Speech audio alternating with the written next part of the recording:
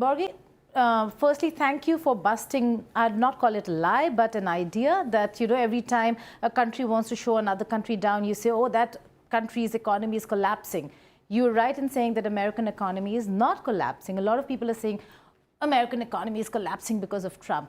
The same question on China. Is the Chinese economy collapsing? And is this war not about India, US, or Russia, US? It's about the two super giants today, US versus China. And my second question to you would be, in the entire war that we're seeing between India and the US, is Trump pushing Modi administration towards China? Are we looking at alternatives, BRICS, SCO? Look at the conversations that are happening there. Yeah, so on the Chinese economy, it's probably growing around 4 to 5%, but it's already a big economy. It's maybe almost 20 trillion US dollars, and if you grow 5%, it's a lot. You grow more than like a big country's economy every year. You add on top of it. So there are things working in the interest of China. They educate 12 million students every year, graduate. 3.5 are engineers.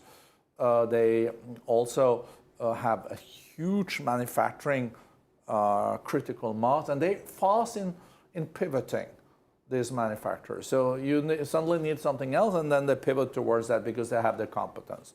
But they have other challenges. The state-owned enterprises are very big.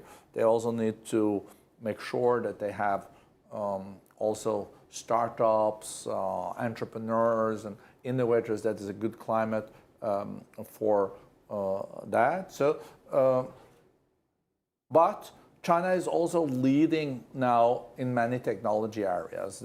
They're already leading on everything that is related to renewables. The solar panels that deploy in India are from China. Absolutely. They could have been produced there, but you might not even have those minerals. You have them. Rare earth is not rare. It's all over. But no one really wants it in their neighborhood. These open mines. And India being a democracy, like if someone wants to put something in your backyard in India, it can take decades before you get it done because there's so many people involved. That's a strength, but it's also a weakness. So I would say that it's clear that also China is now taking the lead on the electrical vehicles, and they're big. EVs are big. There will be more and more EVs in the future, but there's also other nations that are there. Geeta, by the way, was one of the first certainly in our office to get an EV vehicle. So she was ahead of her time. She was ahead of her time. Are you able to charge it many places? Yes, not many places. I have it at home. Yeah. So I don't go to other places to charge, but it is a difficult. That's an infrastructure problem that the government has to you have address. this worry all the time. Oh, will I then just stop on the road? It's called mileage anxiety. Yeah, I can feel it. Yes. I can feel that too. So that's why, it depends. In Norway, my home country, there's charges all over the place. But if you go a little bit south in Europe, from Geneva, where I live, you get anxious. That.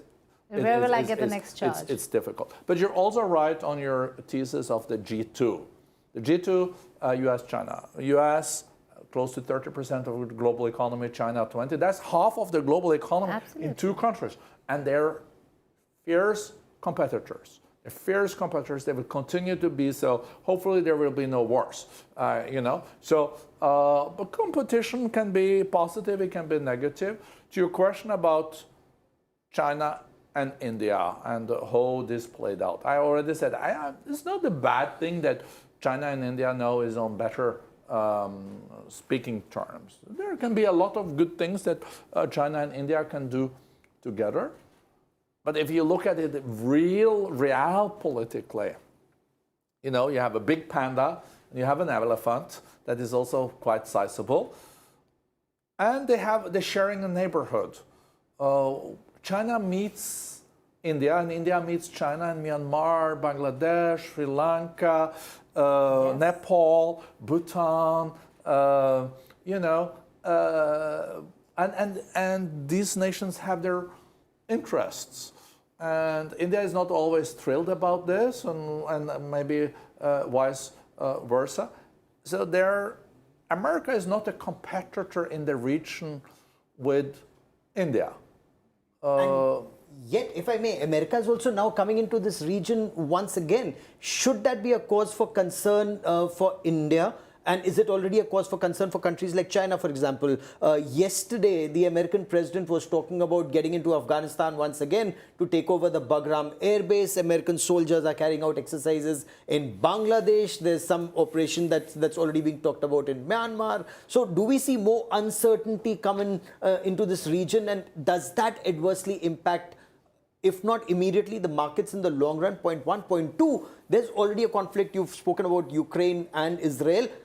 Tensions in Taiwan. Now, will that put economy in tailspin? Borge, before you answer that, BRICS, SCO, the alternatives, currency swaps, is that something that you're watching very carefully and that you should be as a... I think I was watching BRICS even more carefully a few years ago than I do today. Good for you. Because there are also, BRICS has grown a lot. So, you know, if you want to get something done in an organization, you also have to have common interests. And if there are too many players in the room, you get declarations that are more generic in its form. American presence, you know, as I said, America is a major military player. But it's a superpower, sometimes also without superpowers. In the sense that, you know, you used Afghanistan. They were in Afghanistan for 20 years. But now it's run by Taliban. It was run by Taliban when they started, and now it's run by Taliban again. That is a superpower. We had Vietnam, we had the Iraq War, we had the Korea War. You know, it's not easy to run other countries, even for a superpower. But I guess for India, it has its pros and cons, with also an American no abdication from the region. There has also been concerns in Korea that the Americans are pulling out. We see the Americans pulling out, partly also from Japan. We have the Filipinos that want also, at least the current president, wants an American presence there. In Europe, there are American soldiers leaving, and we still want them there. Germany has said that they're more than welcome. So it's a complex situation. I would say Trump doesn't like wars, though. Yeah. I think he's very reluctant to deploy American soldiers if it leads to an ongoing war where you see body bags coming back and it costs a lot of money. I think you can see operations like outside Venezuela, when he display in a theater the power of the U.S., you know, that's just striking. Yeah. But more like moving and maybe an air base in a country or something. But, you know, a permanent war with insurgents or guerrillas, I don't think he will. But look at our concern. But look at